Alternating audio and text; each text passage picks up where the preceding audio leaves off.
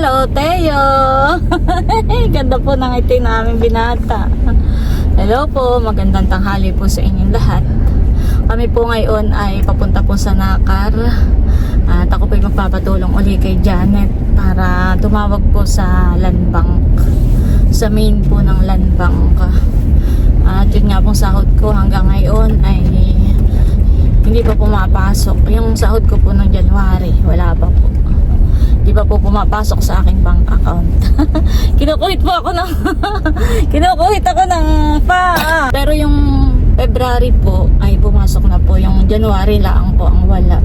Kaya ayun, pupunta po ulit ako sa Nakar para nga po magpatulong po ulit ka na Janet sa pagtawag po at pag-email po.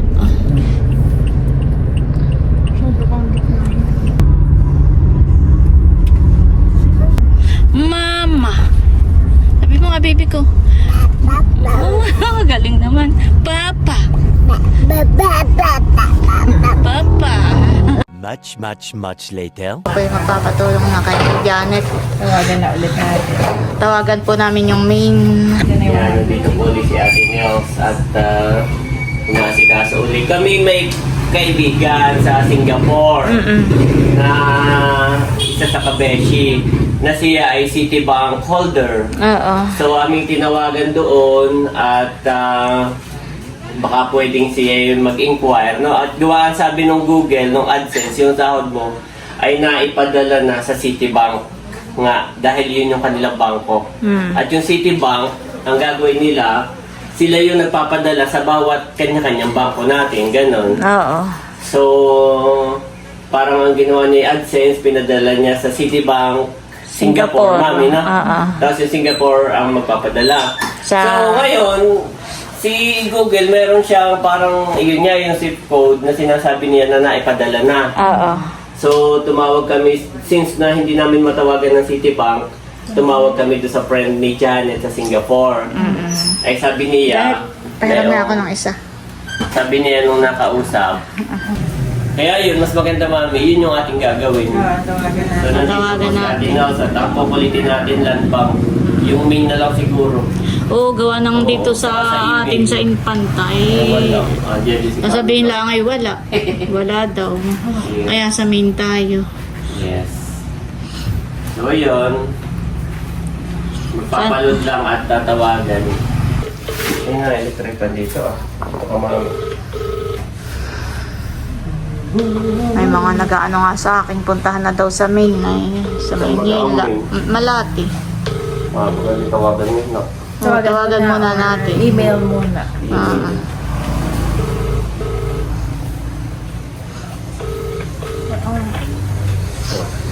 Hello? Hello po, good afternoon.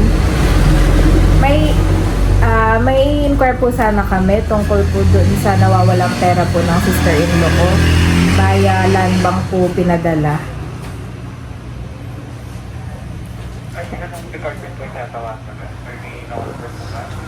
Local number lang po. Ito po ba yung tumawag na po kami sa customer service nung isang araw kaya lang ay hindi po kami matutulungan.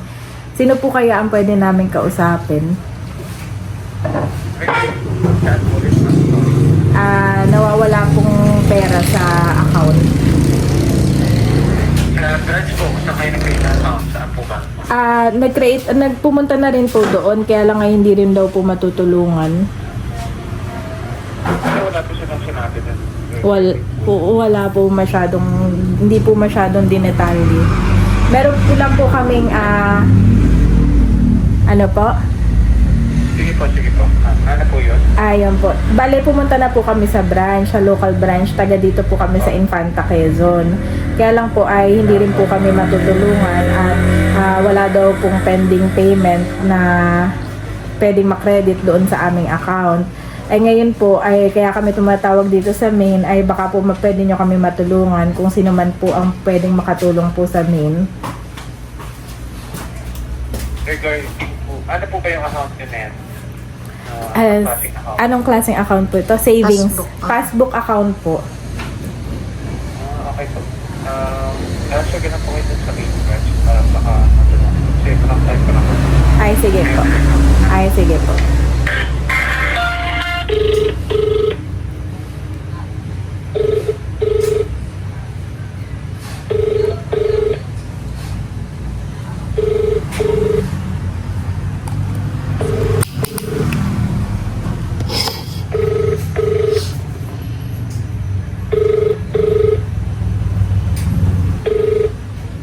Pakinggan mo na lang ate, baka pag meron kang.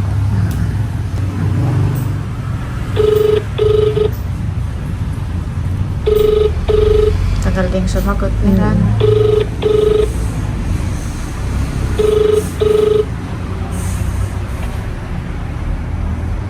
The call is on queue. Please hold for the first available operator to assist you.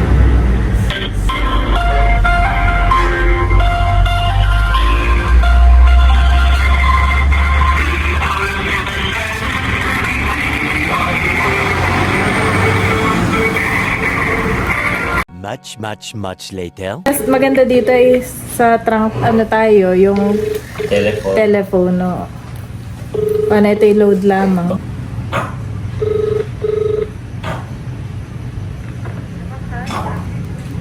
Hello, good afternoon po. Ito po ba yung department? May inquire po sana kami kasi meron pong pera na pinadala sa sister-in-law ko. Bale, yun po yung sahod niya sa YouTube via Google AdSense. Kaya lang hindi po pumasok sa account.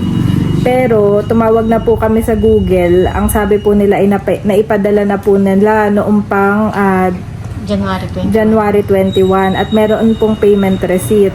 Pumunta naman po kami sa Number yung pasukan nyo? ano po? Ano po kayo account number yung pasukan? Ano po daw account number ate?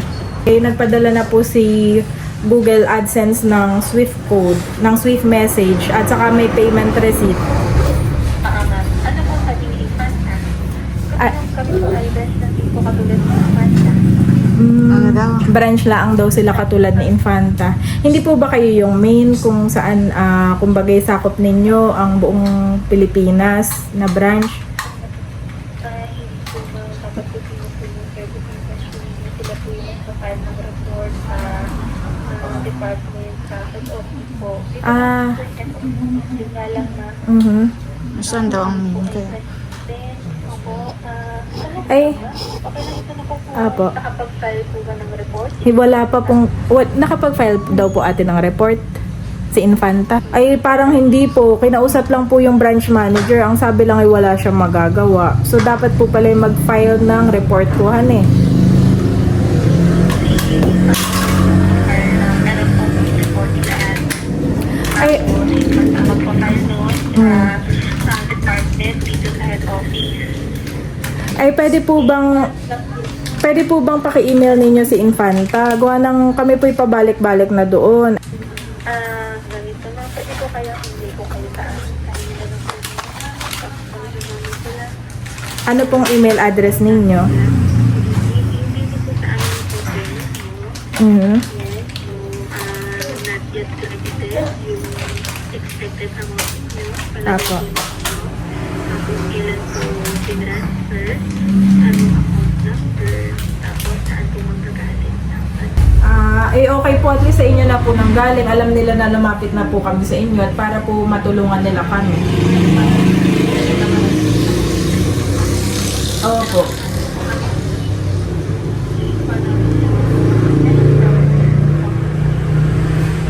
Tapos may mga i-attach po ba kami? Ang kilala din po Tawag-tawagan po. yung sa ating mga i-endorse namin sa kanila yung email po nila sa amin. Mm-hmm. Ngayon, pag namin i-video sa kanila na further appropriate action po. Further appropriate action. Okay, sige po. Hindi pa po. Ayun, sabi nila, actually, dapat si branch daw. Nung kinausap niyo daw si branch, dapat nag-file na daw sila ng report sa head office. Kasi si head office sila daw ay branch lang din. Ibig sabihin, babalik lang din po sila doon sa branch. Kasi yung account mo po, nanggagaling, kumbaga dun sa branch. Mm. So, lahat ng history mo sa branch din.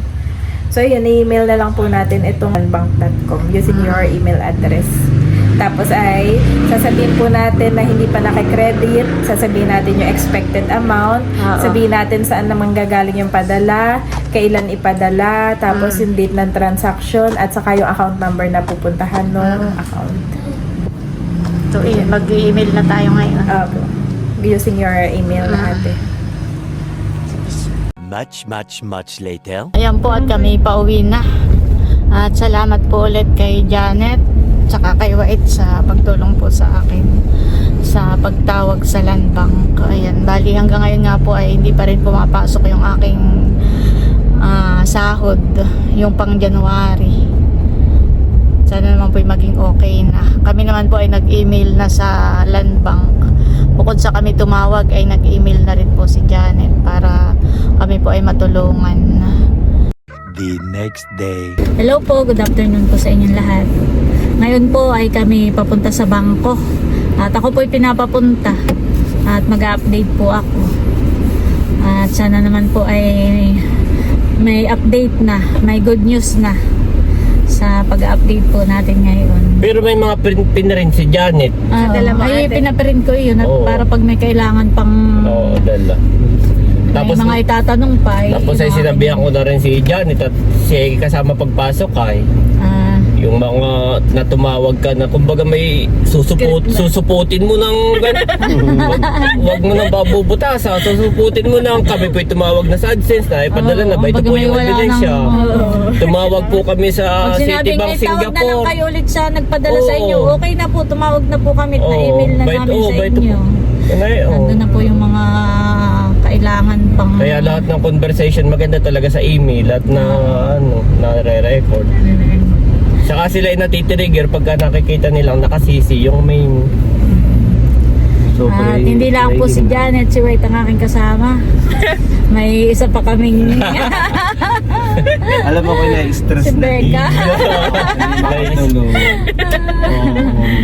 Yan, at ako ay nagpapasalamat po sa aking mga kapatid na talagang full support.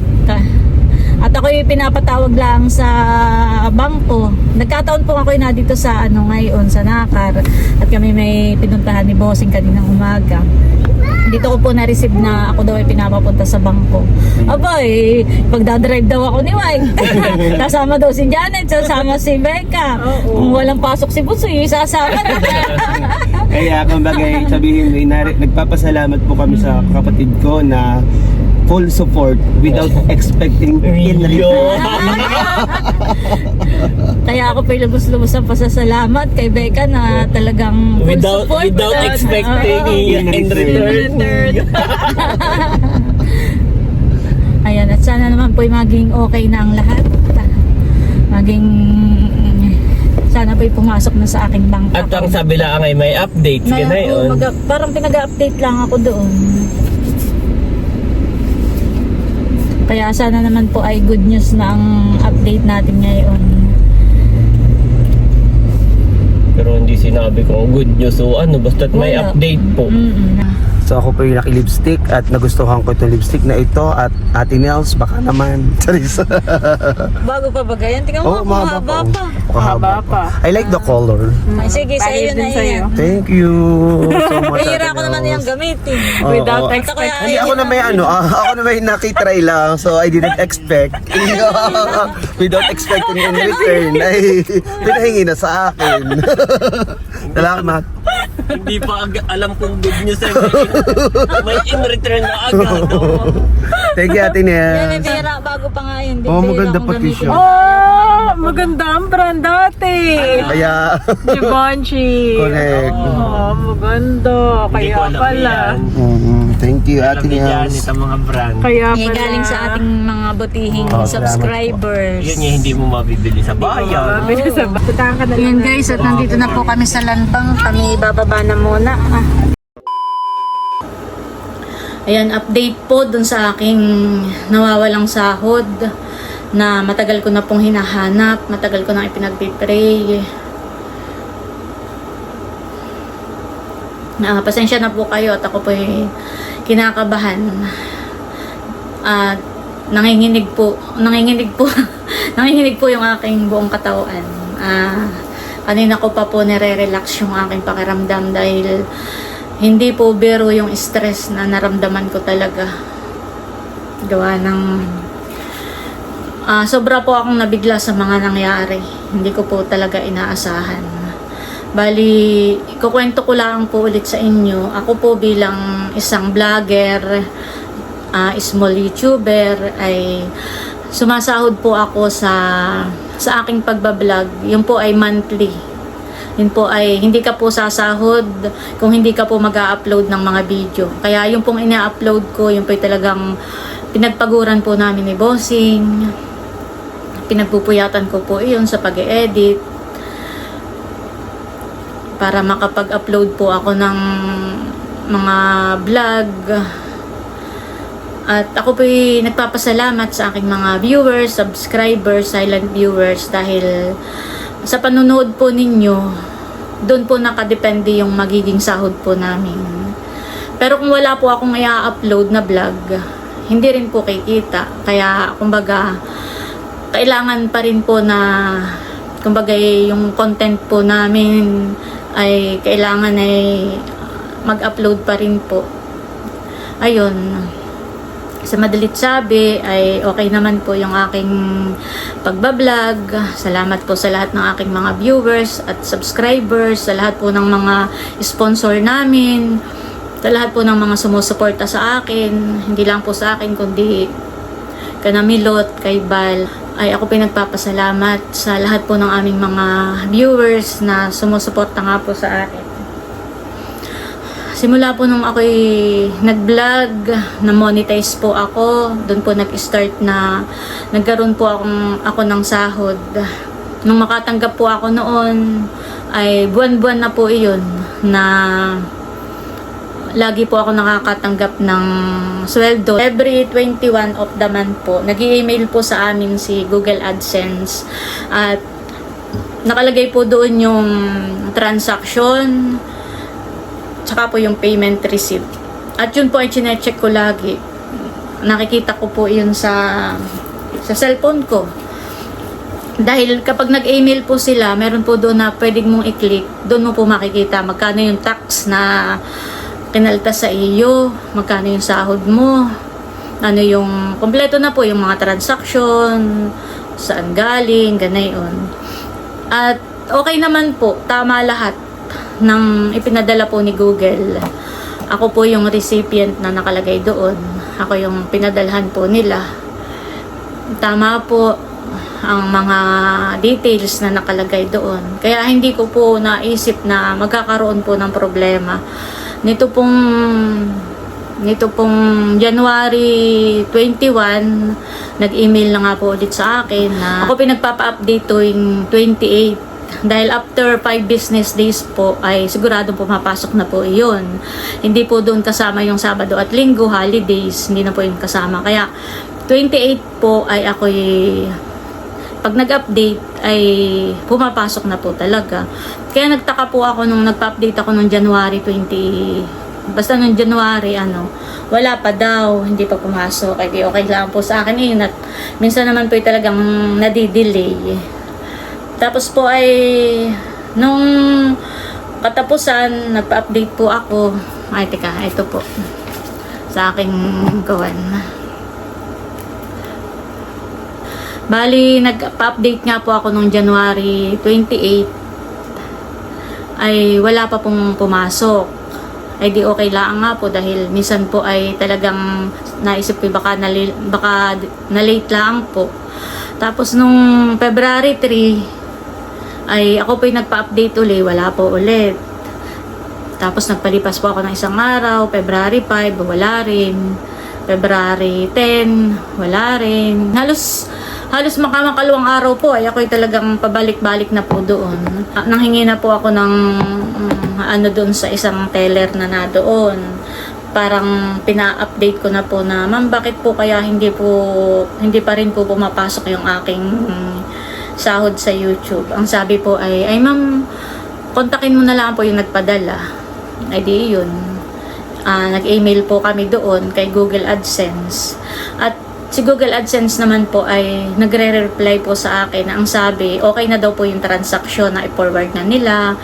Tapos po ay may mga ginawa nga po kami ni Leia na nag-search po kami kung ano yung pang pwedeng gawin. Tapos si Leia po ay humingi po kami ng swift message, yun po yung mga swift code na para pwede pong matrace ng bangko kung nasa saan na po yung sahod ko. Pero yun po ay parang after 15 days pa bago po maibigay sa amin ni Google yung mga swift code, ay bumalik po ulit ako sa bangko. At ang ginawa naman po ay meron naman pong tumawag doon. Gawa ng nasa bandaron po ay nakikita ko lang po yung may kausap. Tapos ang sabi po sa akin ay ma'am, ay tinawag ko po sa Citibank ay wala daw po silang pending, wala daw po silang lahat daw po ng transaksyon ng Google ay na-forward na raw, ano na daw po, wala daw po silang naka-pending, sabi ganun. Ang i-contact mo na lang po ay yung nagpadala po sa inyo. Ay di yun, ano na naman po kami ni Leia, contact na naman sa Google AdSense. Si Google AdSense naman po, nagre-reply naman po sa amin agad-agad na ang sabi nga, ang i-contact namin ay yung bangko dahil talagang na-forward na po nila yung pera, na-send na nila at may transaction, may mga reference number at nagbigay na rin po sila ng swift message o swift code na para matrace po kung nasa saan na. Ako po sinamahan na ni Leia sa bangko at kinausap na po namin yung mismong manager at nanghingi po kami ng advice kung ano po yung pwede naming gawain at baka po makakatulong sila sa amin sa paghahanap po ng aming nawawalang sahod. Tapos po ay wala daw po silang account kaya hindi daw po. Basta yun po, parang nanghihingi po kami ng account, baka pwedeng matulungan kami sa mismong main. Ay wala daw silang account, kaya wala rin po silang ibinigay sa amin. Ang ginawa po namin ni Janet, nag-search na lang po kami kung saan kami pwedeng tumawag. Tumawag na po si Janet sa Google support. Tapos po ay nag-email na rin po kami sa Citibank ng Singapore. Tapos kahapon ay ang ginawa po namin, tumawag po kami sa mismong main ng Land Bank. At ang sabi ko po pati kay Janet, kapag wala pa ring linaw, kung kinakailangang lumuwas na kami para makausap namin si manager ng mismong main ng Land Bank, ay gagawin po namin. Ay di yun, kahapon po habang kausap ni Janet yung may sumagot po doon na habang kausap po namin, ay tinanong po kami kung may report na daw ba na ginawa itong si Land Bank sa main branch. Ay ang alam, hindi ko po alam, pero parang wala naman pong ginawang report dahil wala naman pong hiningi sa akin. Dahil kung may ginawang report po, dapat po may humingi po sila sa akin ng mga details ng reference number, magkano yung nawawalang sahod, o magkano yung nawawalang amount, ano yung pangalan ko, ano. Kaya ang pagkakaalam ko, wala pong report na ginawa. May natanggap po ako kaninang umaga na message na ako po'y pinapapunta sa bangko. Eh nagkataon naman po na hindi ko po agad nabasa dahil kami po may pinuntahan ni Bossing. Pero nag-reply po ang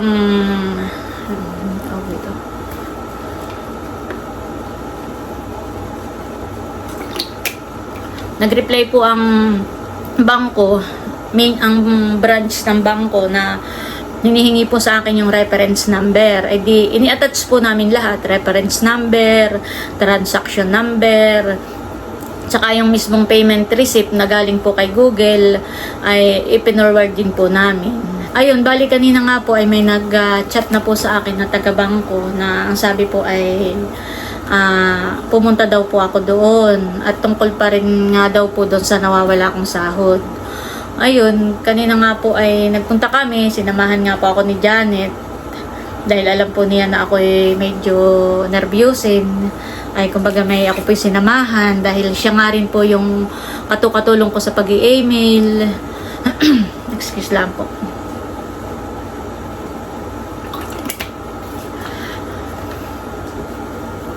sobrang nabigla po ako doon sa sinabi po nung kumausap po sa amin doon na taga-bangko, na ang sabi po ay meron na daw pong linaw kung nasaan na yung aking sahod, na trace na po nila, at yun daw po pala ay napunta sa ibang tao.